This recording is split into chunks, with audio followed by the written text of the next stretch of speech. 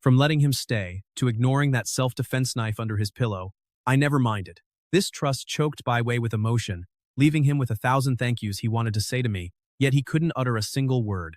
In his ears, Grandma's voice echoed, "You only need to meet one right person in life." As a child, he didn't understand why his parents always argued. But Grandma's reply stuck. Now, he finally understood. This happiness is a rare lifetime search for most, yet he felt incredibly lucky to have found me. He took a few deep breaths to soothe his mind, then walked to the bed. He quietly tucked away the fruit knife that had given him a false sense of safety. He didn't need that cold steel anymore. Back in the living room, I was grabbing 2 yogurts from the fridge. Smiling, I opened one and held the yogurt-covered lid to his lips. "Yogurt after dinner is good for you. Come on, lick it. Don't waste it." Baiwei stared blankly at the lid. Under the warm glow, I smiled as he stood there, completely dazed. Setting down the lid, his ears flushed red. He obediently parted his lips, leaning close to the plastic. The moment his tongue swiped, the yogurt sweetness burst across his taste buds. Watching him look as cute as a kitten, I found myself completely entranced. I mumbled something about him not liking the plain flavor, so I opened a sweet one instead. "How is it?" "Pretty good." I unscrewed mine, gulping it down while he watched my lips. He noticed the yogurt stain and instinctively reached out, gently wiping it off my face with a tissue. Only then did he realize how intimate we were. Blushing, he quickly stepped back, shrank into the sofa, and clutched his bottle with both hands, sipping it slowly. He pretended to focus on his drink, but I knew his attention was locked on me. I watched him with amusement, my eyes tracing up from his trembling knees to his clenched hands, making him nervously rub his bare ankles together. I saw right through his awkwardness, found it hilarious, and sat beside him with a smile. "Hey, Miss Nanny, mind lending me your shoulder for a nap?" Lying flat on a full stomach is uncomfortable. Leaning on someone is much better. Blushing, I nodded. As I leaned in close, my hair brushed his collarbone. He froze instantly, as if his very blood had turned to ice. My breath swept against his neck, and he held his breath, trying his best to follow my lead. Coincidentally, these 5 minutes felt both fleeting and endless to her. The breeze ruffled her hair, letting a few strands tickle my forehead. I frowned, so she playfully pinched the hair and brushed it across my face. Then I rolled over, burying my face against her cheek, my head resting right on her chest. Suddenly, I caught a unique scent. My eyes snapped open. Realizing our intimate position, I scrambled to sit up. I had actually fallen asleep. I fell fast asleep. Sorry. I didn't mean to take advantage. You always say my sleep is bad," she teased, "but look at you. Since you fell asleep so fast on me, just sleep longer." Feeling her warm hand gently caressing my cheek, I smiled and closed my eyes. In my past life as a detective, I always had to stay alert, making me a light sleeper. Yet, this was my first time sleeping so quickly beside someone. I drifted into a deep, peaceful sleep. Gradually, she fell asleep too, resting her head against mine in the breeze. At some point, I slid down and ended up resting on her soft lap, curling on my side like a body pillow, wrapping my arms around her soft waist. When Baiwei woke up to this, her face flushed red. Yet, she didn't pull away. Instead, she gently placed her hand on my back, watching me cling to her like a puppy. She felt utterly enchanted. Suddenly, the alarm blared, jolting me out of my dream. Waking up, I realized I was clutching something incredibly soft, with my head still on her lap. In a panic, I scrambled off the sofa. "Whoa, careful!" she gasped. I scratched my head in a daze, wondering when my sleeping habits had become so terrible. Rushing to the bathroom, I splashed water on my face. When I stepped out, she was smiling warmly, unfazed by my recent boldness. I finally breathed a sigh of relief. Truthfully, I was worried my sudden intimacy would upset her or make her feel taken advantage of. Now that I knew she felt the same, I made a sudden decision. "Come on, let's grab your luggage from your place." As dusk fell, the setting sun painted Baiwei's old apartment building in an oppressive orange-red glow. The closer we got to her door, the more I could feel Baiwei tensing up beside me. Her heartbeat seemed to echo in the dead silence of the stairwell. As a few neighbors passed by, their eyes lingered on us. "Oh, Xiaowei, did you find a boyfriend?" "Nice apology," teased a neighbor who spent all day snooping. Baiwei blushed, not saying a word, just burying her face. I ignored the gossip, took her hand, and led her straight up to the 4th floor. Baiwei didn't even notice that she hadn't led the way, yet I stopped right in front of her door. Outside apartment 402, she pulled out her keys, her hands shaking too badly to find the keyhole. I knew how terrifying that clicking sound would be to her. Her mind was completely blank, terrified of what lay behind it. Seeing her frozen and too scared to move, I reached out and opened the door for her. As the door swung open, the apartment was dead silent. Baiwei let out a massive sigh of relief, glad she didn't have to face her mother yet. But just as we thought we were alone, a bedroom door opened and a 7-year-old boy walked out. It was her half-brother, Li Mingyu. "Sis, where have you been the last few days?" he asked. "I was just staying with a classmate, Xiao Yu," she replied softly. "Where are mom and dad?" No matter how badly her parents treated her, she still loved her little brother. But seeing him always reminded her of how they spoiled him while tossing her aside, leaving her heart conflicted. "Mom and dad are at the hospital," the boy said. "Mom should be home soon to cook.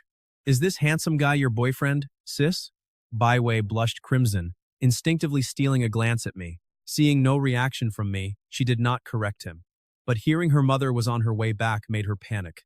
She had to pack fast. Mentioning the hospital instantly brought the bloody nightmare of that rainy night rushing back to both of us. Last Friday night, Li Fengji had forced her way into Baiwei's phone and found photos of me that she had secretly taken. Her mother's mental state was already hanging by a thread because of her ex-husband's cheating. Seeing those photos snapped her last nerve.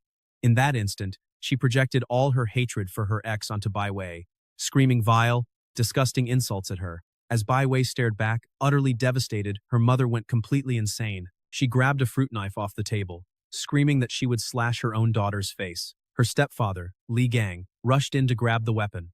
In the frantic struggle, the blade turned. The knife sank deep into Li Gang.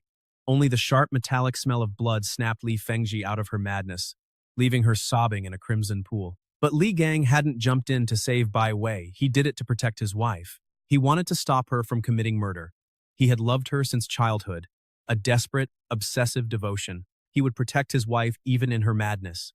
But he never had a shred of love to spare for his innocent stepdaughter. Standing over her bleeding husband, Li Fengzi had turned on the petrified Bai Wei, screaming for her to get out and never return. Penniless, Bai Wei was thrown into the freezing rain. I shook my head to banish these awful memories. Shaking off the past, Bai Wei told her brother to go do his homework, then pulled me into her bedroom. She grabbed a pink suitcase and started packing in a frenzy. As I scanned the room, my eyes caught a locked diary in her drawer. In my past life, I read that diary after she died. It was packed with happy little moments she had forced herself to write down, just to find the courage to keep living. This time, I chose not to touch it. She didn't tell me what she wanted to bring, but knowing her as well as I did, I quietly gathered the textbooks and notes she valued most. When she finished with her clothes and turned around, she saw I had prepared everything she wanted. Everything else was left behind. She froze, tears of deep gratitude welling in her eyes. She realized that while she had been secretly watching me, I had been paying just as much attention to her. After packing it all, she grabbed a piece of paper. She wrote a quick note, and we wheeled her suitcase out. Bai Wei left the paper on the dining table and turned toward the exit. Suddenly, the lock clicked. The door swung open, and there stood her mother, Li Fengzi. The air in the room instantly turned to ice. Bai Wei's hand on her suitcase trembled violently. Her mother stood frozen, too, until little Mingyu opened his bedroom door and whined that he was hungry, shattering the suffocating silence. Swallowing her rage, she gently coaxed her son back into his room. The moment his door clicked shut, her expression turned terrifyingly cold. She glared at Bai Wei with pure disgust. "What is the meaning of this?" she hissed. "Think your wings are big enough to fly now? You think I can't control you? You found some guy and now you're running away?" Bai Wei bit her lip, silent. Last Friday's screaming remained fresh in her mind. "I spent 9 painful months carrying you, and now you just walk away? Did you even ask me? In your eyes, am I even your mother anymore?" Tears welled up in Bai Wei's eyes. She wasn't crying because of the scolding, she was heartbroken. Her last shred of hope for a loving mother shattered completely. To preserve her dignity, she refused to scream back. Seeing her stand there crying silently and looking so wronged, I stepped forward with a cold expression, shielding her completely. "Auntie, for Bai Wei to reach this point today wasn't her choice. You and her husband drove her into this corner yourselves. Besides, I already spoke with her teachers, and no, don't play nice with me. I know exactly what you rich playboys are like," she snapped, turning to Bai Wei with a look of agony. "He is rich and handsome, but to you he is just like your father. They are sweet when they want you, and throw you away when they don't. Have you learned nothing from me? He will abandon you eventually. Wake up before it is too late." Hearing those toxic assumptions, Bai Wei looked at me through her tears. She knew I wasn't like that. Besides, We hadn't even made things official. I took a deep breath and gently wiped her tears. I never make empty promises about forever. I just cherish what we have right now. Auntie, no one can guarantee the future, but I do know that with me, Byway will only have happy memories. And that is enough. I don't care about your sweet talk, she hissed. I am warning you, stay away from my daughter. I'm warning you too. I shot back. She's an adult with a stable job. Legally, she can leave your control. If you're here to genuinely care for her, you are welcome. But if you just want her to be your puppet, I will not allow it. Li Fengzi shakily picked up the contract. Seeing the 6,000 yuan monthly salary, her eyes widened. She suddenly realized her fragile daughter possessed a fierce will to resist. Fine, you think being rich makes you special? Don't talk to me about the law. If you take her, this is your home. And even if we call the police, it's a family matter. But have you considered the consequences? Xiao Yu is young. Surely you don't want your actions causing him to be bullied at school? Every word hit home. I had struck Li Fengzi's weakest spot. Feeling she owed her current husband too much, she couldn't let them suffer because of her. Fine. Get out, all of you. Mark my words. When this playboy gets tired of you, don't come back crying. You think you've entered a golden cage, but you'll regret this soon. I bent down and picked up the largest porcelain shard. The sharp edge left a red mark on my palm. You're wrong. I am not building a cage. I will cherish her, but I will also teach her how to fly. My words shook Baiwei's heart. Tears still clung to her eyelashes, but she boldly grabbed my wrist and followed me out. Ungrateful brat, just go. All of you, go, her mother shrieked. Seeing her mother look so old and withered, Baiwei wept. Forcing herself to stay strong, she said, Goodbye, Mom. Everything is on the note on the table. She quickly dragged her suitcase out. She feared staying another second would break her resolve. As we headed down, the stairwell sensor lights flickered on. Suddenly, a hoarse voice echoed from upstairs. Ching ching! The cry startled the sparrows on the ledge. Baiwei froze. Her suitcase wheels caught on a step. I felt her fingertips instantly stiffen, like frozen butterfly wings.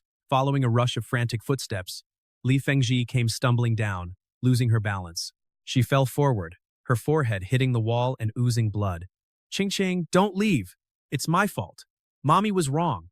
I won't yell at you anymore. Hearing that nickname, Bai Wei broke down, throwing herself into her mother's arms. Watching them, I was stunned. This Li Fengzi was a completely different person, her expression, tone, and movements. I only learned later that the severe trauma had caused her to develop split personalities. Only when Bai Wei showed extreme vulnerability would this loving third personality appear. And calling her Ching Ching was the sign that this mother had returned. I'm sorry, but I still have to go. I can't survive under your roof anymore. Bai Wei knew her mother would soon revert to her abusive self, making her even more determined to escape. She wanted to study psychology just to cure her mother, so this loving personality could stay forever. Auntie, if you truly love Bai Wei, please trust me with her. I promise she won't suffer a single grievance. I'm useless, her mother whispered. This girl never complains, even when she's hurting. Please, look after her for me. Stooping low, Li Fengji took our hands and pressed them tightly together. Her hands were ice cold, yet they burned our skin. She touched the Sunny Doll keychain on Bai Wei's suitcase, waved with a gentle smile, and we left. Bai Wei kept looking back, her tears replaced by a peaceful smile. Having shed her defenses, she was like a bird freed from a cage. Clutching my arm tightly, she leaned into me, overflowing with joy. Feeling her soft warmth against my arm, I couldn't help but smile. In the cab home, even the driver noticed her mood, joking that she must have won the lottery. Yet, a faint unease lingered in my chest. Before we got in, I was certain someone was trailing us. What are you looking at? She asked. Nothing, I smiled. Was it just my imagination? I took one last look outside, dismissing my doubts. The evening study bell rang. The classroom smelled of fresh ink and paper. Sitting on my right, Bai Wei focused on her corrections. Having escaped her suffocating home, she seemed like a plant finally basking in the sun, radiating a light energy. But I couldn't relax. Ever since we left the cab, a cold, predatory gaze had followed us like a shadow. My 10 years of detective instincts told me that whoever was tracking us had followed us into the school. Pretending to take notes, I kept my eyes locked on the front door's glass reflection. The corridor sensor lights remained on. Someone was hiding in the security camera's blind spot, watching our classroom. Nansheng, can you look at this physics problem? I think I missed a friction force, she whispered, leaning in with a faint scent of citrus. Taking her scratch paper, my eyes caught a dark figure in a black raincoat reflecting on the glass door. The shadow vanished behind the wall. "Ah, you forgot the static friction here," I murmured. "But don't worry about that right now. Listen to me, Byway. For the next 5 minutes, no matter what happens, stay in your seat. Do not leave this room. Is something wrong? Where are you going? Don't worry. I'm going to catch the pest that's been tailing us. Remember, you're safest right here with everyone else." Before she could ask more, I stood up, pulled back my chair, and strode out the back door. The moment I hit the hallway, my warm expression vanished, replaced by the cold look from my past life, the legendary detective captain who once struck terror into serial killers. I let my footsteps echo as I headed toward the old, abandoned science building. With its broken cameras and dim lights, it was a perfect hunting ground. Sure enough, as I entered the cold corridor linking the buildings, I heard faint, stealthy footsteps behind me. The sound of rubber soles dragging on the terrazzo floor echoed in the empty hallway. I smiled. The prey had taken the bait. Throwing open the door to the old chemistry lab, I slipped into the blind spot behind it and held my breath. 10 seconds later, the door creaked open. A faint beam of a flashlight cut through the dark. Now, springing like a leopard, my left hand shot out, clamping onto his wrist. I twisted it outward with raw force. With a muffled groan, the flashlight clattered to the floor. Without missing a beat, my right hand grabbed the back of his head, pulling him forward as I drove my knee hard into his abdomen. It was a brutal, flawless takedown. The intruder collapsed, writhing in pain. I pinned him down with a heavy boot to his chest, then bent over to retrieve the flashlight. Shining the light directly in his face, my eyes widened.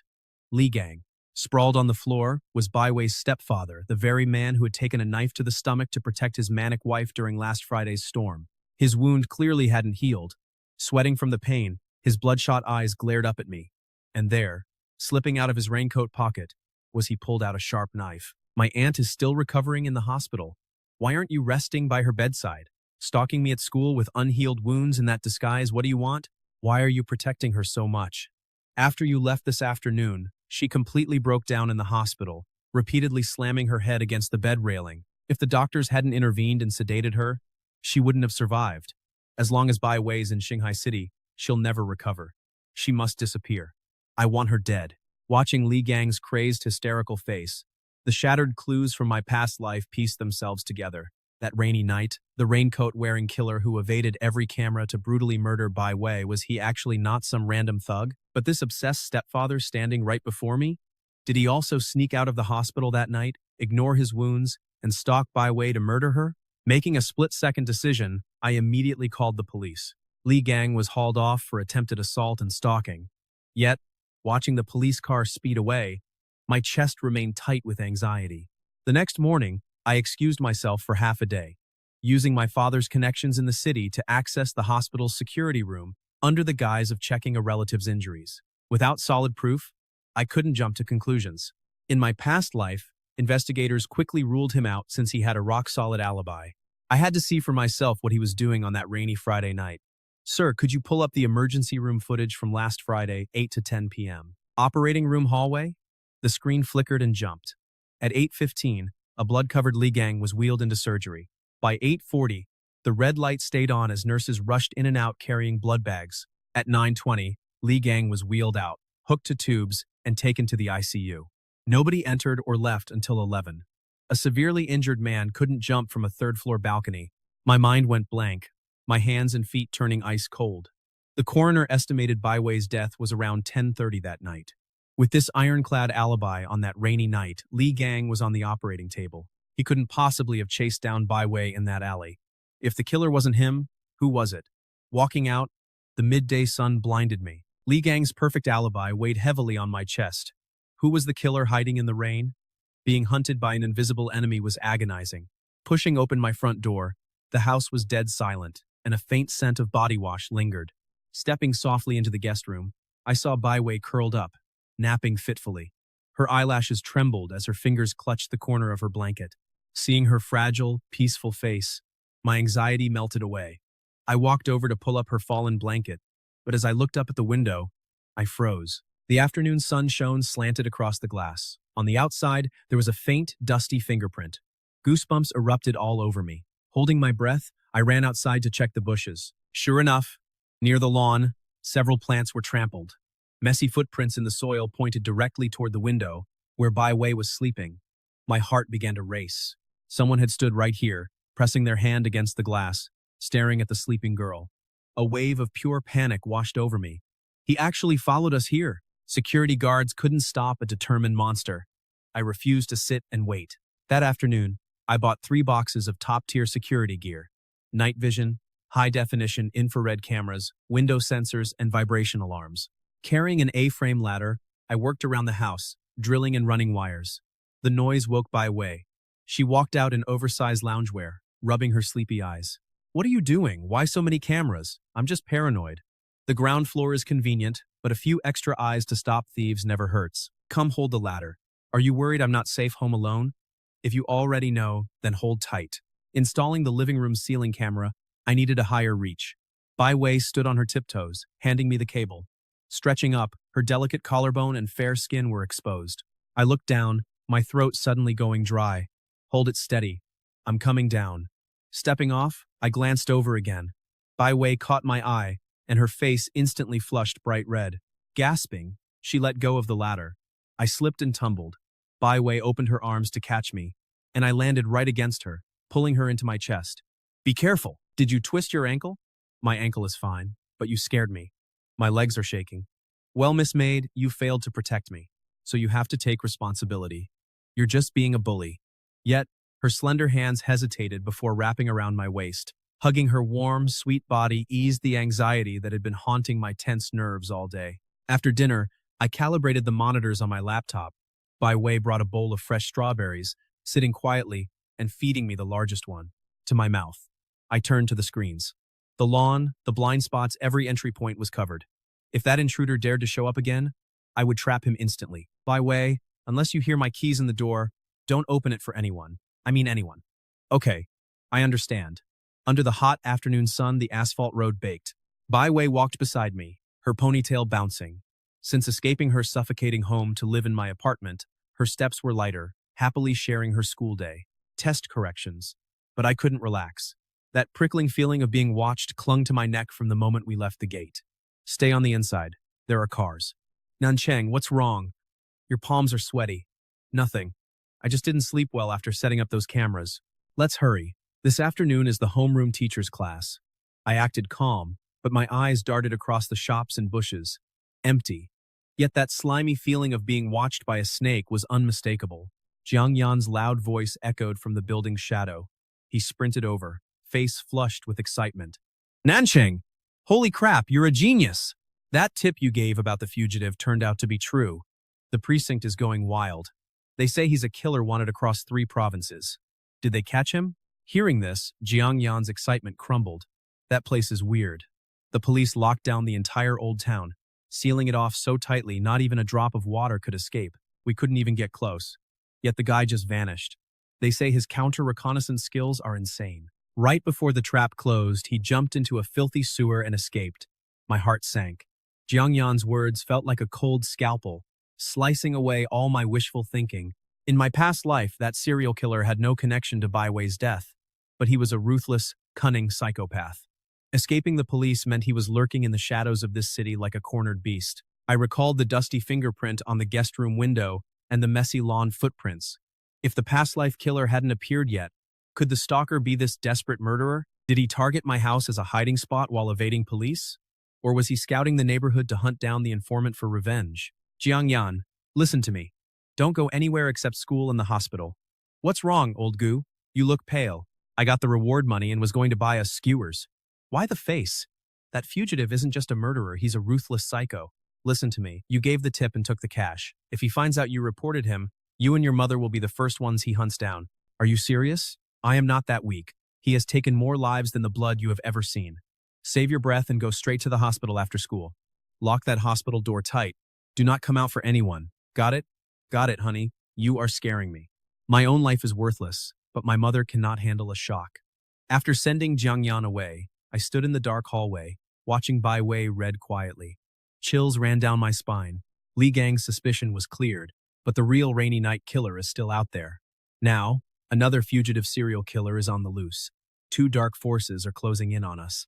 I reached into my pocket and touched my phone, where my home security app was quietly running. No matter whose footprints those are outside, if you dare show up, I will make you pay. After evening self-study, Baiwei and I walked home side by side.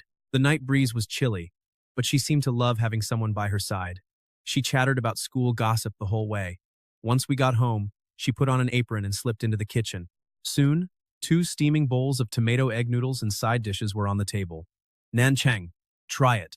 I made your favorite fried egg and got the edges extra crispy. As long as you are the one cooking, I would gladly eat poison. Stop talking nonsense and eat before the noodles get soggy.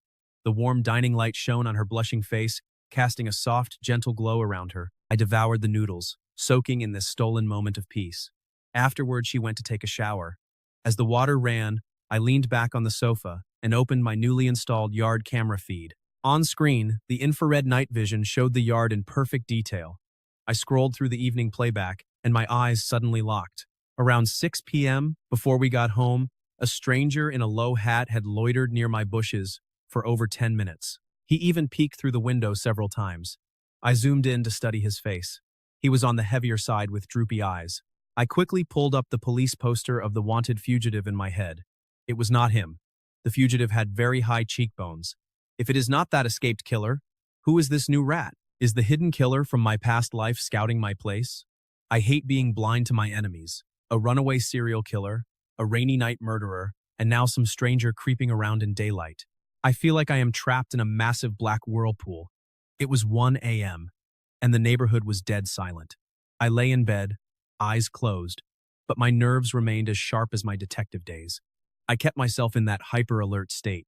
Suddenly, a tiny snap echoed from outside, followed by quiet, deliberate footsteps. Someone was carefully creeping toward the living room window on their tiptoes. My eyes snapped open like a waking leopard. I slipped out of bed without making a sound, keeping my back to the wall as I crept into the shadow of the living room window. In the faint moonlight, I peeked through the curtain gap. A skinny shadow was lurking against my wall. His hands searched the windowsill, even trying to push the window open. Every muscle in my body coiled tight. I was ready to strike. If he made one wrong move, I would tear him apart. But I held back. I wanted to see his game and find out if he had accomplices. Minutes ticked by as he lingered. He stood there for a few minutes. Finding the window locked or perhaps sensing danger, he froze, turned around, and vanished into the bushes. My instinct was to throw open the door and give chase, but my hand froze on the knob. I looked back at the closed guest bedroom. Baiwei was still asleep inside. Her safety was my top priority, far more important than catching some rat. Suppressing my killing intent, I turned to the computer and pulled up the infrared recording of the yard. I rewound the footage, and the shadow appeared on screen. This high-end security system's resolution was so sharp that even the creases on his clothes were visible. I stared at the monitor, dragging the progress bar to the exact second he turned to leave. As he whipped his head around, the camera captured his face.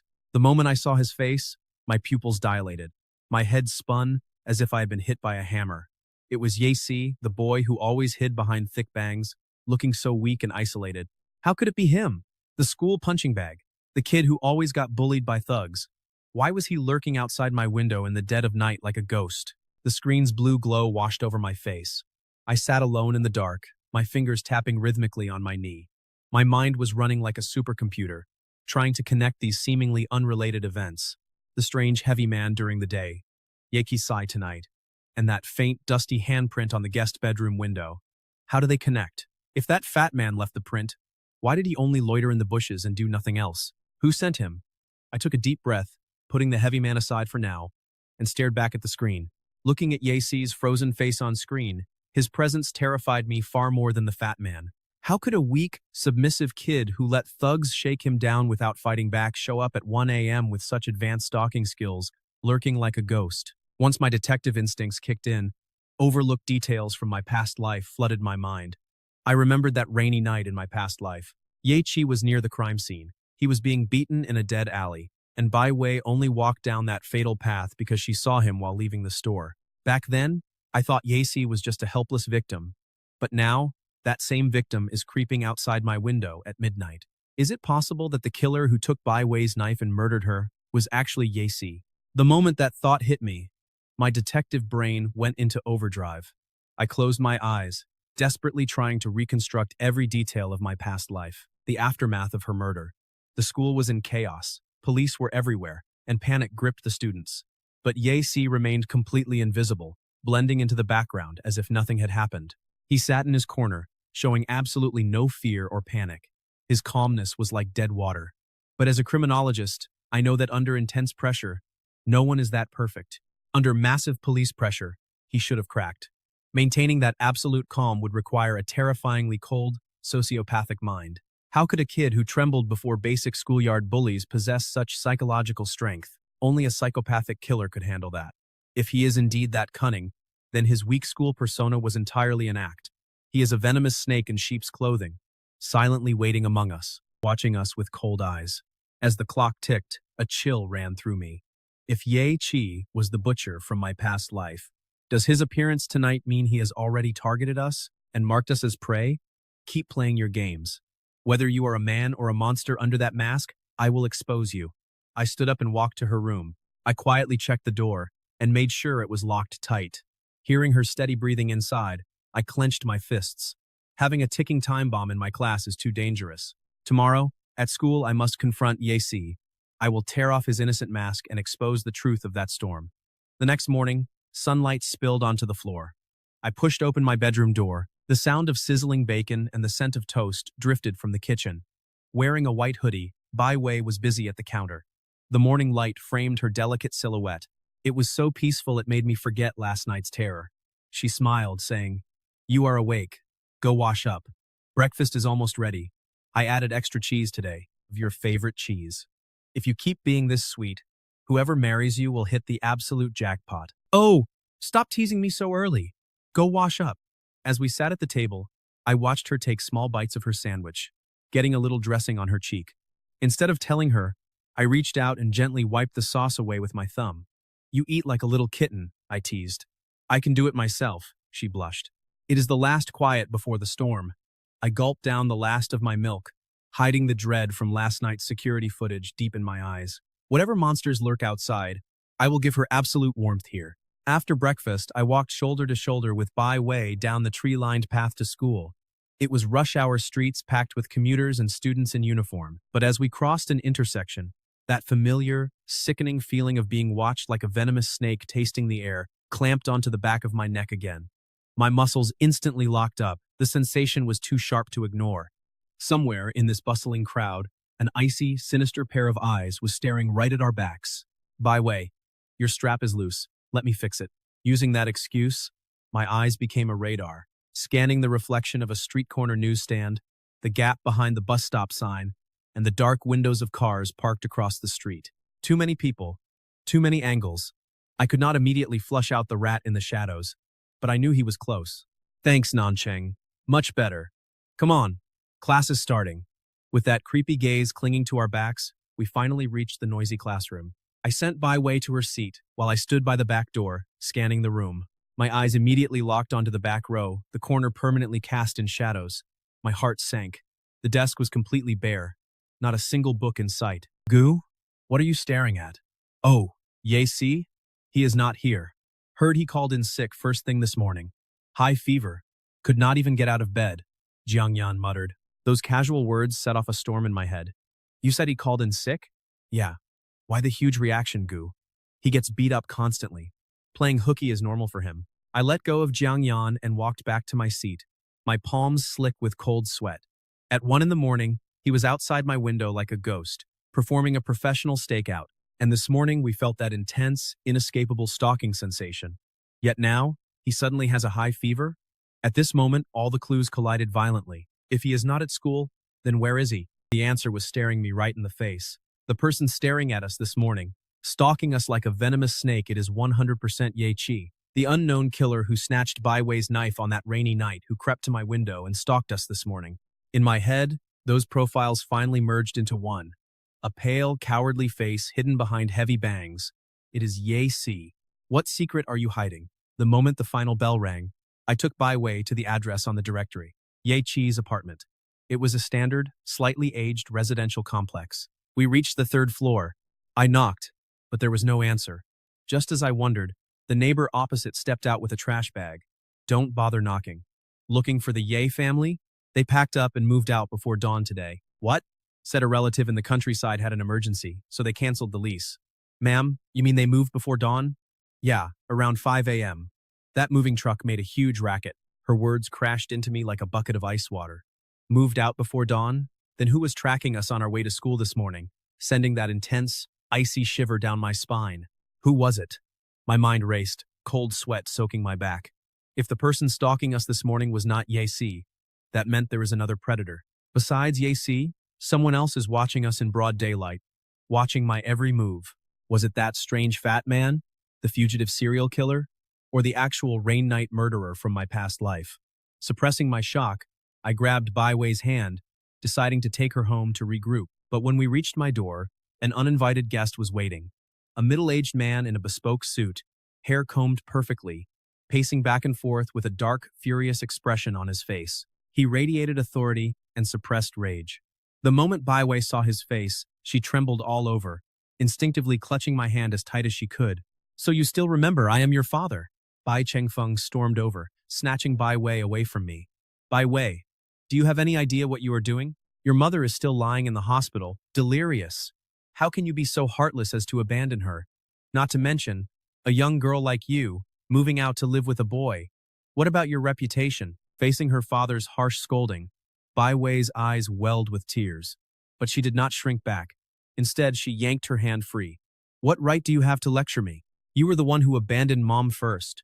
If not for you, she would never have ended up like this. What do you know about adult matters? Did I ever miss a child support payment? Now that she is sick, you run away? Pack your things and come back with me right now. I will not let my daughter behave so shamelessly. I am not going. I want nothing to do with you. And I will never step foot in your house. I will find a way to treat my mom. I do not need your help. Furious, Bai Chengfeng lunged to grab her arm. I stepped forward, blocking her like a solid wall, meeting his glare with absolute coldness. Mr. Bai Wei made it clear. She does not want to go. Forcing her like this is not very dignified, is it? Gu Nanqing, do not think your family's influence in Shanghai lets you abduct my daughter. This is my family business. He looked at Bai Wei shielded behind my back, then met my cold, menacing stare. Weighing his options, he barely suppressed the urge to snatch her right then. Gu Nanqing, you listen to me. If you dare let her suffer even a little, I will destroy you, even if it costs my life. Giving Bai Wei one last glare, he turned with a heavy huff, storming off in rage and frustration down the hallway. Watching him disappear down the stairwell, I led Bai Wei inside and deadbolted the security door. Her spirits were still incredibly low, silently going to the kitchen to pour some water. I sat on the couch, my brow furrowing deeper. His act of a heartbroken, protective father felt incredibly off, giving me chills. It made no sense. He abandoned his wife and daughter for over a decade, never showing up even when Li Fengji lost her mind. Why did he suddenly show up at my door today, acting like he cares? I brushed aside my doubts and opened the security feed on my computer. The moment the screen lit up, my eyes went wide. It was the fat man, the same droopy-eyed guy from last night's footage. Right now, he was lingering by the bushes below my building, hiding behind a utility pole, peering up at my window. You had a chance to walk away, but since you delivered yourself to my door, I am going to tear you apart. I immediately dialed Jiang Yan. His place is not far. Jiang Yan, grab a weapon and get over here. There is a tail. Help me flank him. Do not let him escape. 5 minutes later, Jiang Yan arrived, panting at the other end of the alley. I gestured to him. Like a pair of pincers, we closed in on the fat man. He tried to bolt, but Jiang Yan blocked his path while I lunged from behind, kicking him hard in the back of the knee. He screamed, collapsing to the ground. I pinned his arm behind his back, shoving his face against the rough wall. You have been tracking us for 2 days. Speak! Who sent you? Ow. Bro, mercy. My arm is going to break. I did not do anything. Nothing? Then why are you lurking here? Tell the truth, or today I will knock all your teeth out. I will talk. I will talk. 3 days ago, a masked woman approached me. To do what? Kill us? Kidnap us? Were you the one stalking us this morning too? No, boss. I would never dare break the law like that. My employer just sent your photos and address. I was told to watch when you leave, when you get home, and if any other adults live here. I swear, I never stalked you on the road. My job was just to camp out at this complex and log the times. Please, what does he look like? Who is he? I honestly don't know. He paid me and disappeared. Didn't even leave a number. Look, man, I'm just trying to get by. I'll give you back the deposit. Please, just let me go. I stared deep into his eyes. My 10 years as a detective told me that he wasn't lying. He was just a low-level pawn. The lead had gone dead again. I let him go, watching him scramble out of the alley. Jiang Yan was cursing next to me, but I just felt an overwhelming wave of exhaustion and defeat. The shadow tailing me this morning wasn't this guy, and it wasn't Yezi either. The real killer remains an invisible ghost, leaving absolutely no trace. As for whoever hired the fat man, they just wanted our daily schedule, which meant they were planning something precise. After sending Jiang Yan away, I went inside. Bai Wei was asleep. I slumped onto the couch, rubbing my temples in sheer exhaustion. I glanced up at the security monitors. The lobby entrance, the windowsill, the main street, all clear. Wait, my eyes suddenly locked onto screen number 2. The one mounted right above the main entrance door, covering the corridor blind spot. When I installed that infrared camera yesterday, the bottom right corner clearly showed the red fire hydrant cabinet. But now, the angle had shifted about 15 degrees left, and the fire hydrant was completely gone. In its place was a massive blind spot right by the door frame. My blood ran cold. Someone had tampered with my camera. It wasn't the wind. The unit was bolted tight to the brick wall. Just 10 minutes ago, Jiang Yan and I were downstairs catching that fat guy.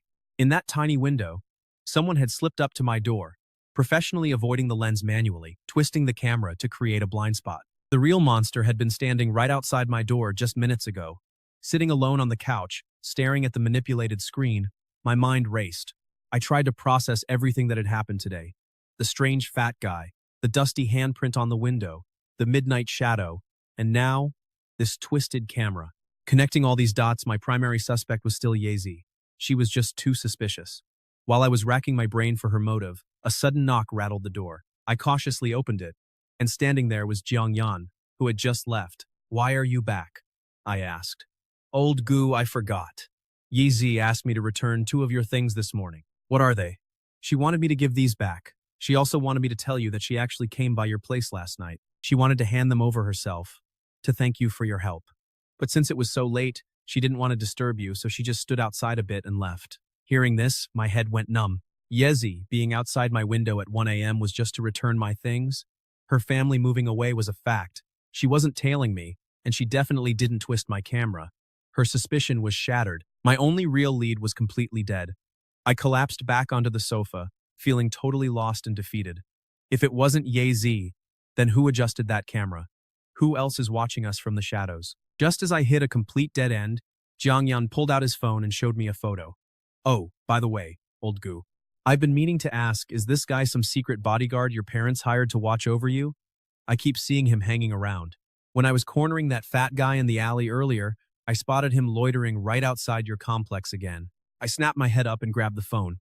It was a candid shot in a dark alley, a man in a baseball cap, showing only his back and profile. Staring at the picture, I didn't hesitate. I whipped out my own phone, snapped a quick photo of his screen, and sent it straight to my mother. Then, I dialed her number. "Hey, Mom, is this guy one of yours?" Silence hung on the line for 2 seconds before my mother gasped in surprise. "Son, you actually spotted him? That is a retired mercenary your father spent a fortune to hire. Since you live alone, we were worried, so we hired him to protect you in secret. He has been watching over you for a while now, and you actually caught him." Hearing the words retired mercenary made my tense nerves jump. "He only checks your surroundings for threats. He isn't spying on your personal life. If you feel uncomfortable, we can have him pull back." "No, that's fine. It's just that I found strange footprints outside Bai Wei's guest room window, which made me paranoid. But if he's protecting me, why go there? Before you moved, didn't you say Bai Wei was staying in the guest room? I asked him to check if those windows were secure and if the bars were safe." "Mom, send me his number." I hung up. Within seconds, a contact popped up. Jiang Yan stared. "Holy crap, your family actually hired a personal bodyguard? And a mercenary? Old goo, your security is absolute overkill." Ignoring Jiang Yan's amazement, I stared at the numbers on my screen, my brain racing. A retired mercenary? If so, then every bizarre event finally makes perfect sense. The dusty handprint on the window and the shifted camera were highly likely left by this mercenary conducting a routine security sweep or trying to avoid my own counter-surveillance gear. The pieces were falling into place. Every terrifying threat I was chasing seemed to vanish. I needed to call him immediately to confirm the handprint and the camera were indeed his. I took a deep breath and dialed the number my mother had sent. It rang once before a voice answered. Hello? Uncle Dao, right? Was that handprint on my window and the twisted camera by my door you're doing? He chuckled. Young master, your awareness is incredible. Honestly, you're sharper than some of the raw recruits I used to train under my wing. This afternoon, I noticed the screws on your guest room security bars were totally rusted and loose. Anyone could have pried them open. I replaced them all with high-strength titanium alloy screws and even weathered them with some dust to match. I guess my dusty glove left a mark on the window. As for the camera at your door, your original angle was fine for standard anti-theft, but against professionals, it left a brief blind spot on the side. So I just adjusted it. Okay, I understand. Uncle Dao, thanks for your help. I hung up and tiptoed into the guest room. Bai Wei was sound asleep, breathing softly. Stepping to the window, I checked the edges of the security bars under the faint streetlights. Sure enough, all those rusted screws were now high-grade titanium, cleverly painted to look old. I let out a massive sigh of relief. No crazy stalker, no professional hitman. This terrifying haunted nightmare was just our own elite bodyguard fixing security flaws. But as that final thread of tension snapped, an overwhelming, crushing wave of exhaustion and confusion flooded over me, completely draining my strength. Emptiness. Slumping onto the sofa, I stared into the vacant room. The fat informant's trail was dead. Yesi was cleared and gone. Li Gang had a perfect alibi. The fugitive serial killer had nothing to do with my past life's tragedy. Every single lead was dead. The real killer, who on that rainy night snatched Bai Wei's knife and stabbed her to death, was still an invisible ghost, hidden in the crowd. This helpless feeling, the relentless pressure of the past 2 days, and the chill from last night's rain finally broke my body's defenses. My vision began to blur. The entire room started to spin. My stomach churned. My throat burned. I tried to stand up to grab a cup of water, but my knees buckled, and I collapsed onto the sofa, blacking out completely. I felt myself falling into a blazing fire, the bloody, rainy night from my past life and Bai Wei's pale, lifeless face twisted together in my nightmares. Nancheng, wake up! Through the haze, a gentle, frantic voice echoed in my ears. Then, a cool, soothing touch on my forehead quieted the fire inside me. I dragged my heavy eyelids open. As the world came into focus, I saw Bai Wei, her face pale, with worry and fear. Nancheng, you're awake? You scared me to death. How is your fever this high? I parted my lips, but my throat was too hoarse to speak. I tried to sit up. I woke up in the master bedroom, buried under a heavy blanket with a cold towel on my forehead. I'm fine. Just caught a cold. What do you mean cold? It is 39.8 degrees. I found you passed out on the sofa this morning and couldn't wake you up at all. You were burning up. Drink some water first. I called your homeroom teacher, so we are staying home to rest today. The warm water slid down my dry throat, bringing me back to life. I watched her rush around, her eyes bloodshot. She clearly stayed by my side all night without leaving. Take this fever medicine. She gently fed me the pills. If your fever doesn't break by afternoon, we are going to the hospital for an IV. She squeezed my hands tightly. Nancheng, don't worry. I don't know what you're so worried about, but now it's my turn to look after you. Get some sleep. I won't leave your side. Looking at her determined gaze and feeling her warm touch, my frayed, exhausted nerves finally let go. Lulled by the fever and the medicine, my eyes drifted shut, and I plunged back into a deep sleep. In my dream, I was suddenly back in my past life. A colleague greeted me eagerly. Captain, we finally have a breakthrough in that case you were tracking. It is an acquaintance. Go check it out. I hurriedly asked, who is it? A flash of white light woke me. When I opened my eyes again, night was falling. The setting sun filtered through the half-drawn curtains, casting a warm orange glow across the bedsheets. My physical aches had lessened, and my fever had broke. Turning my head, I saw Bai Wei fast asleep by the bedside. She looked utterly exhausted, dark circles under her eyes, still clutching the towel she used to cool me down. Sensing a change in my breathing, she woke up instantly like a startled deer. Thank goodness, your fever is finally down. Nancheng, are you hungry? I have some rice porridge warming on the stove. I will go grab it, don't go, just stay with me. I held her hand tightly, feeling the solid warmth of her palm, greedily tracing the steady pulse on her wrist. Looking at her, so alive and beautiful, an overwhelming panic suddenly coiled around my heart like a venomous snake. For the first time since my rebirth, I felt terrified. What if this is just a dream? What if, once I catch the killer, save her life, and close the loop, this time-bending second chance ends? Would I be dragged back to that freezing timeline where only her tombstone exists? Selfishly, I wanted time to stand still. If I just hide her here in this heavily guarded house, could we just live in peace forever? But looking at the absolute, unreserved trust in her eyes, I clenched my jaw. Nancheng, what is it? Are you dizzy again? No, my head is just clearer now. I'm actually pretty hungry. Okay, lean back and don't move. I'll go get it. You need to take your temperature after eating. The moment she closed the bedroom door behind her, my warmth vanished, replaced by a cold, urgent intensity. I gripped my phone, my knuckles turning white. A thought struck my mind like lightning. Uncle Dao, the retired mercenary. Since my mother said he was secretly protecting me, then on that rainy Friday night, he must have been nearby. In my past life, Bai Wei got caught in the rain, knocked on my door, and died in that dark alley. This time, she is safe in my home. But is the killer still shadowing her? Did he track her all the way to my building that night? If that is true, then Uncle Dao, who was guarding me in the shadows, would have definitely spotted that tail with his highly trained eyes. Without a second thought, I pulled up the unsaved number and hit the dial button. He picked up on the very first ring. Uncle Dao, it is me, young master. Are you feeling better? What do you need me to do? Last Friday night around 9:30, a drenched girl knocked on my door. You were patrolling my apartment complex, right? Yes, I was on the rooftop opposite your building, scanning blind spots. I saw her knock. But did you notice if anyone was tailing her? Was someone following her all the way to my building, even watching her from the shadows? The air froze as I waited. Only a faint static buzzed in my ear during the tense silence, lasting for just 2 seconds before Uncle Dao's deep voice came through. Young master, there was someone. My heart hammered against my ribs, blood rushing. It was pouring, and he wore a long black raincoat, wearing a hood, keeping about 50 meters behind her. Once she entered your building, he lingered under a street lamp opposite for 2 or 3 minutes before turning away. Since then, he has not returned. In my past life, Bai Wei never made it inside, giving the monster his chance in that alley. But now, safe inside my apartment, she was entirely out of his hunting range. He could only watch his prey escape and walk away empty-handed. Uncle Dao, did you see his face? Can you find out who he is? The rain was blinding, and the streetlights were dim. He was bundled up tightly, so I could not make out a face. But even though I did not pursue him, I remember exactly which alley he slipped into. Young master, if he walked there, he must have left a trail. Uncle Dao, find out who he is. Hanging up, I breathed deeply, masking my boiling rage just as the bedroom door clicked open. Nancheng, your porridge is ready.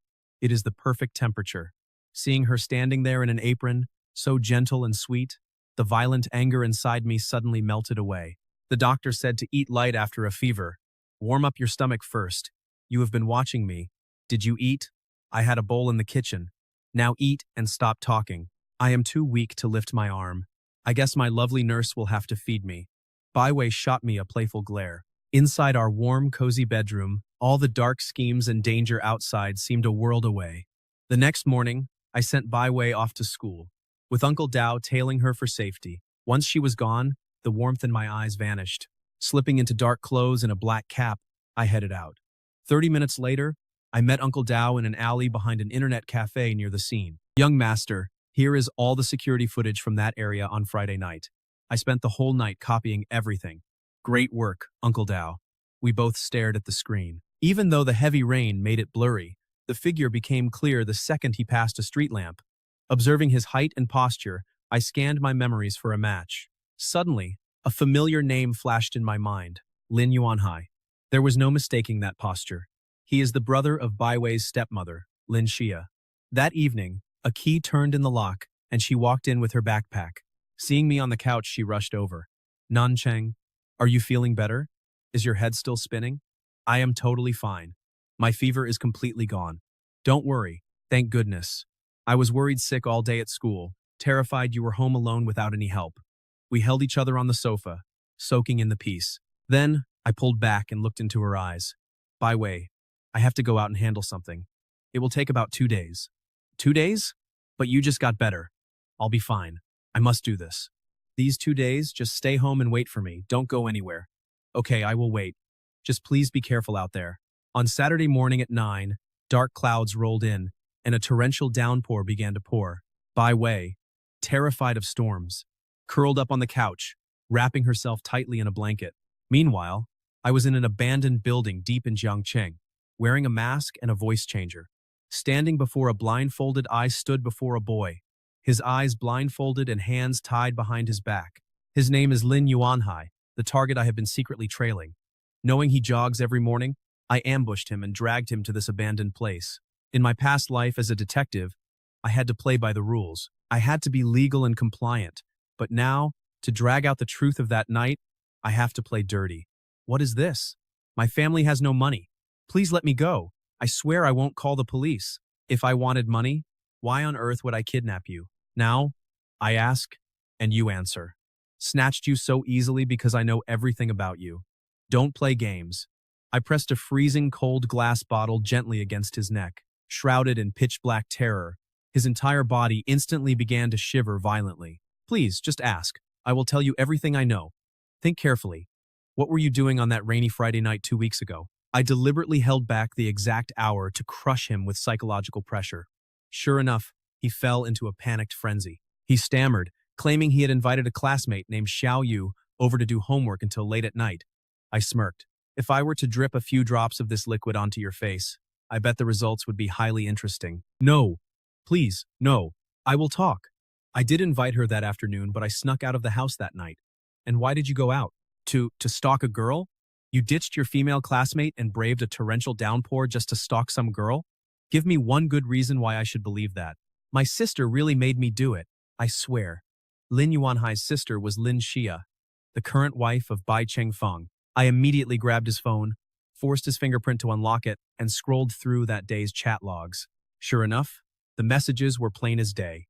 Lin Xia had ordered him to abandon his guest and wait downstairs immediately to tail Bai Wei, who was leaving their house. Previously, I never understood why he would invite a girl over only to run out into a torrential storm to stalk someone. This bizarre behavior made absolutely no sense. But now, it all makes perfect sense. According to the chat logs, he followed Bai Wei all the way to my apartment building. Once she realized Bai Wei had entered a guy's place, Lin Xia told him to wait outside for a few minutes. Seeing that Bai Wei was not coming back out, she ordered him to go home. In other words, on that rainy night in my past life, his pursuit had completely ended the moment Bai Wei knocked on my door. But if he was only hired to follow her and did not kill her, how did she actually die in my past life? How did she actually die? Looking back at her autopsy report from my past life, her clothes were disheveled. Yet there were no signs of struggle, strangulation, or pressure marks. She had not fought off in sexual assault. Crucially, the murder weapon was a fruit knife she had carried out of her house herself.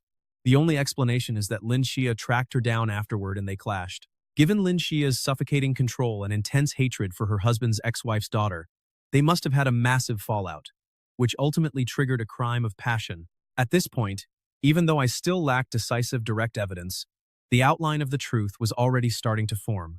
At least Lin Yuanhai's lead had hit a dead end. Get lost, and don't look back, or you will regret it. Realize the consequences. Lin Yuanhai scrambled away as if he had just escaped death, fleeing the abandoned building in terror. I walked up to the rooftop alone, letting the freezing rain pour over me. The cold water helped clear my racing mind. The purpose of my rebirth was clear. First, I had to hunt down the killer. Second, I had to protect Bai Wei from any more harm. Right now, she is living safely at my place. As long as I keep her away from Lin Xia, the threat should be gone. As for the main suspect, I had locked my sights on Lin Xia, but I still lacked direct evidence. On the surface, I had successfully changed Bai Wei's destiny.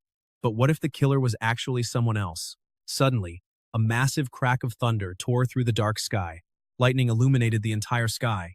The next moment, my vision went pitch black, replaced by a chaotic blur of light and shadow. When I finally regained my senses, I realized Bai Wei was standing right next to me. No, she was not standing. She was floating. Am I dreaming again? I stared at this scene in shock. The Bai Wei before me now looked exactly like the specter that had haunted my dreams during my past life as a detective. She wore her usual faint smile, yet her face held a look of deep sorrow for me, staring quietly without saying a single word.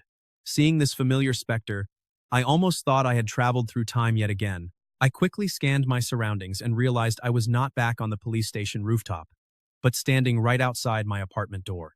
As my mind raced with confusion, a soaking wet girl slowly walked toward me. Water droplets dripped from her hair down into her collar. She hugged her arms tightly, stepping all the way up to my front door. Standing right there, I realized with shock that this past version of Bai Wei could not see me at all. Confused, I turned my head to look at the ghostly specter floating beside me. She just gave me another expressionless look before turning back, directing her gaze back onto her past self. I turned around too, watching the rain-soaked girl. She stood at the entrance, hesitant to ring the doorbell. She just stood there in silence, seemingly locked in a fierce, painful internal struggle. After a long while, she slowly reached out her hand, only to freeze right before touching the button. After another wave of hesitation and a deep breath, she finally gathered the courage to press the doorbell. As the chime echoed through the quiet hall, her body flinched. She quickly withdrew her hand and hugged herself tight, looking incredibly shy and anxious. A moment later, the door swung open, revealing none other than my past self. This was my first time watching my own past from a third-person perspective. I had no idea if this was a dream or reality, but here I was, standing right beside them, completely invisible to both my past self and her. Pushing the confusion aside, I just watched in silence. Just like in my memory, Byway asked if she could stay the night. But back then, I was young and terrified of my parents' reaction. I did not dare to let a girl inside whose clothes were almost completely soaked. Assuming she was just broke and stranded, I offered to escort her home. I turned back to grab a raincoat and an umbrella. But the moment my back was turned, a painful look crossed her face, and she quietly walked away into the rain. Ignoring my past self, who was searching for the umbrella, I immediately bolted after her. I knew exactly what I was doing that night, but I had never known what she went through after I turned her away. Even if this was just a dream, I desperately needed to see how it would reconstruct what she suffered during those dark hours. When I caught up, I saw a girl completely lost, with no idea where to go. She was too proud to let me see her family's miserable situation, which is why she refused my help. But where could she go now? The world was massive, yet she had nowhere to turn. Her mother, her father, none of the places she once called home offered any shelter. She wandered aimlessly through the storm, stopping outside a quiet convenience store. Her stomach suddenly growled, reminding her that she had not eaten a single thing since that afternoon. She dug out her last bit of change to buy some bread and a carton of milk for dinner. Seeing how terribly soaked she was, the kind clerk brought over a dry towel and insisted she take an umbrella before heading back out into the pouring rain. Just bring it back next time. A young girl shouldn't be walking around in this downpour. It is bad for your health. Unable to refuse his kindness, she thanked him and stepped outside. She opened the umbrella, ready to walk away. She spotted a familiar figure in the distance. Peering through the heavy rain, she saw Yacy cornered and ruthlessly beaten by 3 street thugs. After a brief moment of hesitation, she swallowed her fear and bravely walked toward them. "Stop it! Leave him alone or I will call the police." She reached frantically for her phone, only to realize with a jolt of panic that her mother had smashed it before she left the house. Looking at her empty pockets, "Looks like you forgot your phone. Beautiful. If you want us to leave him alone, why don't you stay and hang out with us instead?" Just as they began to close in on her, Yacy, who had been taking the beating in total silence, suddenly struggled to his feet and threw himself in front of her. "This has nothing to do with her. Run! Get out of here! Too late to run! Grab her!" As they lunged for her, the usually timid and submissive Yacy suddenly snapped. It is never scary when a loudmouth loses their temper, but when a quiet, silent boy gets pushed too far, honest person is pushed to the limit, the results are absolutely terrifying. Yacy charged at them like a rabid dog, absorbing their heavy blows while using every single part of his body to fight back. One of the punk's arms was bitten hard by Yacy, making him scream in agony. The next moment, Yacy lunged at the other guy, clamping his teeth down and refusing to let go no matter how hard they beat him. He almost tore a chunk of flesh right off his arm. He only let go when the boy fell to his knees, begging for mercy. Seeing his friends bleeding, the leader backed off in fear. Bullies fear crazy people, and crazy people fear those who do not care about their own lives. This kid was a complete psycho, before fleeing in a panic. I knew they had knives, but they only carried them to show off, never actually daring to stab anyone. Yacy's raw savagery completely broke their spirits. Suddenly, it clicked. The scars I saw on Yacy back in school during my past life were actually from protecting Byway. Once they fled, the exhausted boy collapsed right into the muddy water, completely ignoring the heavy rain. "Are you all right?" "I am fine," he muttered, catching his breath. "We are classmates. No need to be polite. You protected me just now, so we are even." Byway managed a gentle smile, reaching out to help him up. He looked down at her small, clean hand and hesitated, unwilling to get her dirty with his muddy hands. Pushing himself up off the ground, he walked over to the trash can to retrieve his dropped bag. He unzipped it, confirming his clean handkerchief was still safe inside. "Your umbrella is broken, so take mine." But it belongs to that convenience store over there, so remember to return it. What about you if I take it? I am fine. I actually want to walk in the rain. Ye was perceptive and immediately noticed her strange behavior. Did something happen to you? Nothing. Just family drama. Since it was personal, Ye did not push further. But he could not just take her umbrella and leave her in the rain. As he hesitated, Bai Wei shoved the umbrella into his hands and vanished into the heavy, dark rain. Soon, she was gone. Ye had no choice but to head home with it. That was when it hit me. No wonder I did not find that store umbrella at the crime scene. She had given it to Ye. Through the heavy downpour, besides Bai Wei walking aimlessly, I spotted another figure, Ling Ranhai. He was carefully dodging security cameras, tailing her through the wet streets.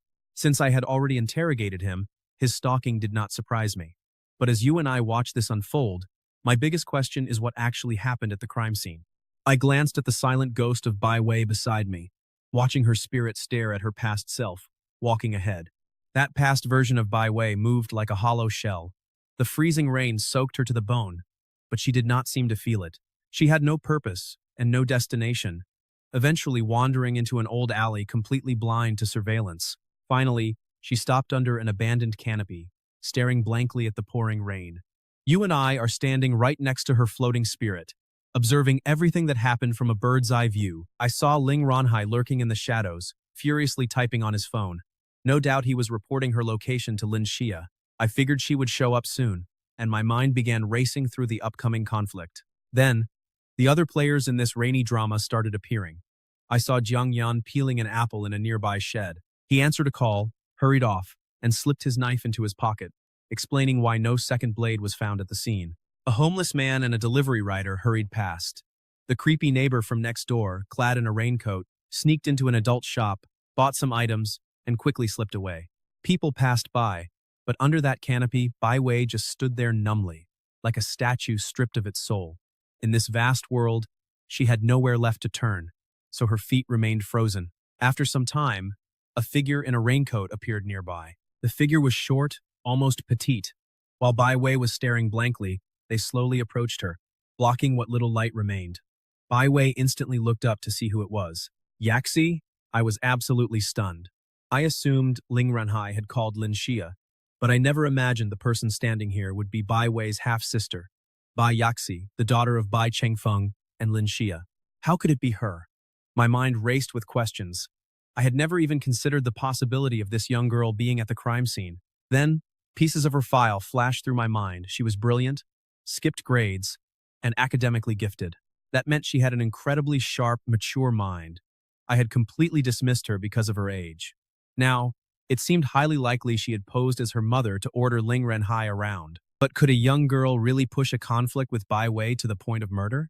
I knew you would end up homeless tonight, the girl sneered. Bai Wei never hated her half-sister, but she knew the girl had despised her since childhood. Still, hatred was one thing. Chasing someone to their death in a midnight storm was another. Did you run out here in this storm just to tell me that? Of course not. I came to make things crystal clear. Do not ever come to our house again. My mother and I hate you. You have your own mother, so why are you trying to steal my dad? Bai Yaxi's eyes burned with a vicious malice that seemed far too mature for her age. You ran out in the dead of night just to say that? Some things have to be settled in person, and we need to get something in writing so you cannot back out later. Bai Yaxi pulled a waterproof pouch from her raincoat. I know you are homeless now. Here is $1,000. Take it and sign this agreement, severing your relationship with father. We are done. I finally understood what she was doing. Having learned of Bai Wei's desperate plight, she wanted to exploit it. She used a small sum to force an absurd agreement and buy her family peace. She had Ling Ranhai stalk her just to confirm she had absolutely nowhere else to go. Staring at the document pushed toward her, Bai Wei let out a bitter, tragic smile. She never expected her own sister to kick her when she was already down. Her heart was totally broken. She did not care about the money or the $1,000. She only cared about saving her last shred of dignity. I will not sign this. Bai Wei, stop dreaming. Have you still not figured it out? Figured what out? Dad does not care about you at all. He does not love you. Just look at the weather today. It is pouring outside. When you walked out of our house, he did not even try to stop you or ask you to stay. Do you know what that means? It means he does not care about you as a daughter at all. Bai Yaxi's freezing words were like poisoned daggers stabbing deep into Bai Wei's battered heart. That painful truth had bitten her like a viper during her mother's sickness. But hearing it out loud on this stormy night abandoned by the world, delivered by her own flesh and blood with the smug cruelty of a victor, completely broke her. Something holding her mind together snapped, shattering her entire life. A thick fog of despair enveloped her. The chill of her mother locking her out, the numbness of being homeless, and her father's cold indifference. That was the sound of a heart breaking. She knew all of this, yet she clung to a desperate hope for this broken family. Wanting to see her father was the last dying ember in her soul. But Ba Yaxi's cruel words and that blinding agreement acted like cold hands, brutally snuffs out that final spark into the freezing mud. Bai Wei's bitter smile froze. She stopped arguing, stopped defending herself.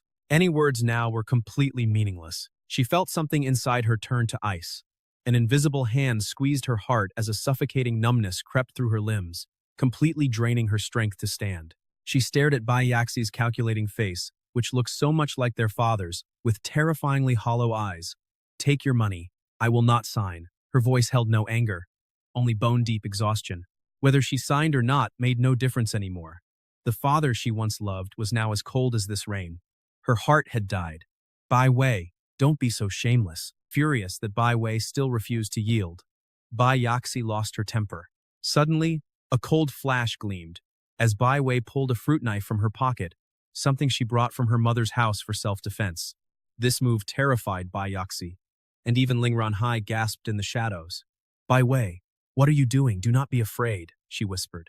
"I will not sign. If you want us severed, you might as well kill me." Hearing her resolute words and seeing the knife, Bai Yaxi froze. But for safety, she quickly snatched the knife away, securing control. With the blade now in her sister's hands, Bai Wei closed her eyes and spread her arms, surrendering. But Bai Yaxi was just a child. She did not actually have the courage to kill. After a tense silence, seeing no movement, Bai Wei flashed a mocking smile. "If you will not do it, then this bond will never be severed. Suit yourself." She turned and walked away. Every second with her sister only reminded her of her father's cruelty. This was just a desperate attempt to hurt her arrogant sibling. Clutching the knife, Bai Yaxi watched her retreat into the shadows, her mind haunted by that mocking smile. "She is just a homeless loser," Bai Yaxi thought. "How dare she look down on me? Why?" Enraged, she gripped the blade and ran after her. They quickly entered a dark corner where the streetlights could not reach. "Bai Wei, stop right there!" But Bai Wei ignored her, fueling her rage. She lunged forward and grabbed her sister. Bai Wei was yanked around by her clothes. The force left her soaked shirt in a complete mess. Through the dark, pouring rain, she stared blankly at her furious sister, then suddenly reached out. She grabbed Bai Yaxi's knife-wielding wrist, violently forcing the sharp blade against her own neck. "Have you decided? If you have, then do it." Ice-cold rain beat down on the back of Yaxi's hand, running down the steel. Wei's freezing fingers forced Yaxi's hand down, pressing the sharp edge against her own vulnerable jugular. Eyes that once held 1,000 emotions were now gone. Her gaze now held only dead silence, staring blankly into the dark rain, waiting for a final judgment. "Don't push me!" "I'm not. I'm just letting you choose. If you won't choose, just go home." "The rain is heavy." Wei's gentle words felt like pure mockery to Yaxi. She wanted to see Wei broken and pleading. She hated this haunting, quiet calm. Just as the crushing pressure nearly broke Yaxi, her grip slipping, a shadow lunged from the dark canopy. It was Lin Ranhai, who had been hiding. He was waiting in the shadows. In the dim light, he only saw a blade pressed against a throat.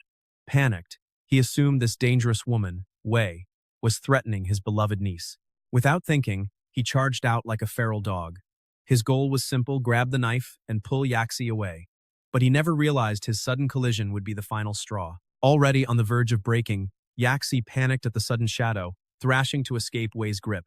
Meanwhile, as the figure lunged, Wei's body flinched in self-defense. Just as Yaxi wrenched her hand away, the wet ground betrayed them. Wei stumbled forward to balance herself, falling right toward Yaxi. A deadly chain reaction was set in motion. In terror, Yaxi clenched her hands, trying to grab onto anything, but she still held the knife. As Wei fell forward and Ranhai lunged to grab the blade, their forces violently clashed. The sharp blade sliced a brief arc through the darkness. A wet, muffled tear was swallowed by the storm. Time froze. Ranhai's hand finally clamped onto Yaxi's wrist. He let out a breath, thinking he had saved her. Yaxi stood frozen, eyes wide. Pinned between them, Wei gasped. She felt a brief, icy stab of pain. Looking down in confusion, the coldness was instantly replaced by a sudden, burning heat rushing down her neck. Warm blood soaked her freezing clothes. The daze in her eyes remained. The confusion was still there, now mixed with a deep, quiet sense of relief. She did not cry out. Strength drained from her body like a tide, and she collapsed into the flooded street. Rainwater mixed with a rapidly spreading crimson. Her eyes, staring into the endless dark, looked past Ronhai's horrified face, past Yaxi's pale, frozen expression, and finally went dark. Ronhai looked down at the knife in his hands, wet with fresh, bright blood. He stared at Wei in the crimson pool, his mind blank. He did not know what happened. He wondered if his collision forced Yaxi's hand, or if Wei's throat was slashed before he even reached them. Terror paralyzed him. Yaxi felt the same panic, neither knew who dealt the fatal blow. This was murder. He yanked his hand back, letting the bloody knife fall into the water. Stumbling backward, tears and rain streaming down his face, he was consumed by raw terror. He stood frozen like a statue in the downpour. This was not what he wanted. He only meant to pull Yaxi away. He had killed someone. Then, footsteps approached. Yaxi's face hardened. Snatching the knife, she dragged Ronhai into the night. I hesitated, watching Wei lie lifelessly in the freezing rain. My heart ached so badly I could barely breathe. But the ghost of Wei floating beside me held me back.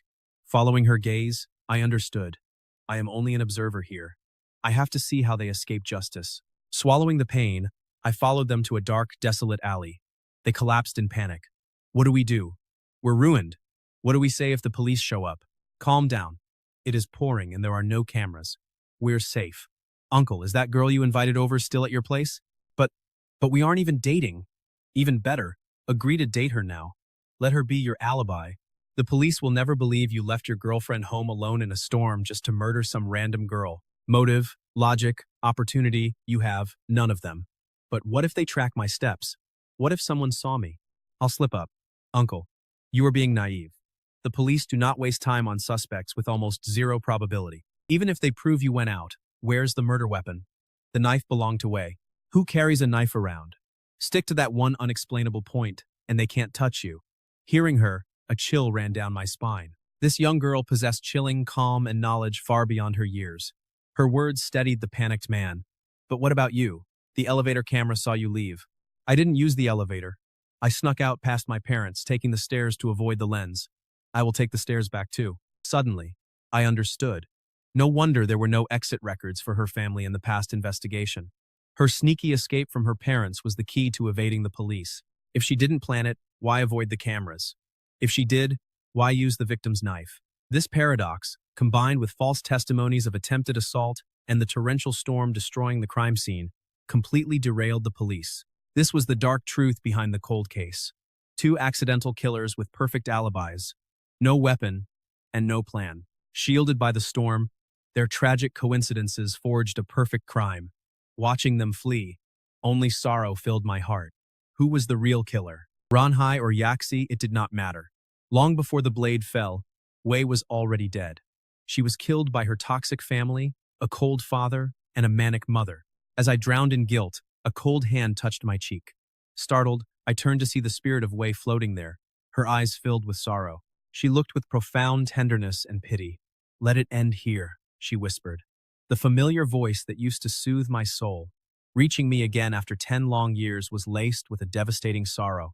Am I dreaming, or is this? Before I could finish, she pressed a slender finger gently against my lips. It makes no difference. It is over. How can it be over? You carried a burden that was never yours. You suffered for a guilt you did not deserve. I have watched you torture yourself with this obsession for 10 years. It is time to let go. You have uncovered the truth, but it no longer matters. Before that blade fell, my heart was already dead. I froze, finally understanding her pain. The worst death is of the soul. When the world abandoned her, survival meant nothing. That fatal blow was a release. She never imagined my regret over letting her leave would turn this tragedy into a 10-year nightmare. Trapping yourself in guilt and regret. Once you let go, I can finally rest in peace. This burden was never meant for you to bear. Cherish the present. He is still waiting for you to come home. Don't chase old obsessions and ignore what is right in front of you, the one you need to cherish most. Hearing this, I shuddered. Yes, I was trapped in the past, even crossing legal lines to find the truth.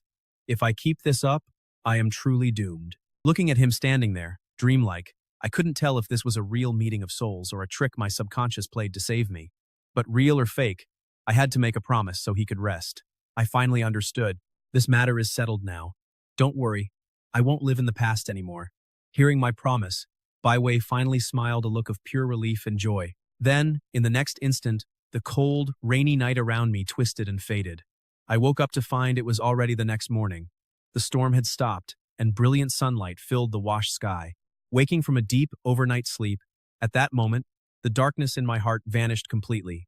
The storm was over, the sky was clear, and everything looked incredibly sharp. Looking around, I realized I was still on the roof of that abandoned building, surrounded by puddles of water. Yet my clothes were surprisingly dry. Maybe the rooftop wind did it, or maybe it was some unexplainable miracle. I stood up, looking out over the sun-drenched landscape. Dream or reality? It didn't matter. From that bizarre dream last night, I had completely pieced together my past life. Byway's death wasn't just an accident, nor was it inevitable. It was her toxic family, their abuse, countless twists of fate, and sheer despair stacking up to create a tragedy. As long as I am here, I will never let history repeat itself. When I got home, the house was completely quiet. I stepped softly into the living room and saw Byway wrapped in a thin blanket, curled up on the sofa fast asleep. During last night's fierce storm, she, terrified of thunder, hadn't gone to her comfortable bedroom, choosing the sofa instead. I knew she was waiting for me to come home. Looking at her peaceful sleeping face and feeling this deep reliance, I couldn't help but smile. I walked over, pulled the slipping blanket back over her, and then turned back to my room. After being out in the rain all night, I washed up quickly, taking a hot bath to chase away the chill. By the time I got dressed and returned to the living room, Byway was still asleep. She must have stayed up late worrying. Seeing her sleep so peacefully, I couldn't bear to wake her. The past is gone. From today on, I will only live for this vibrant girl right in front of me. And I will.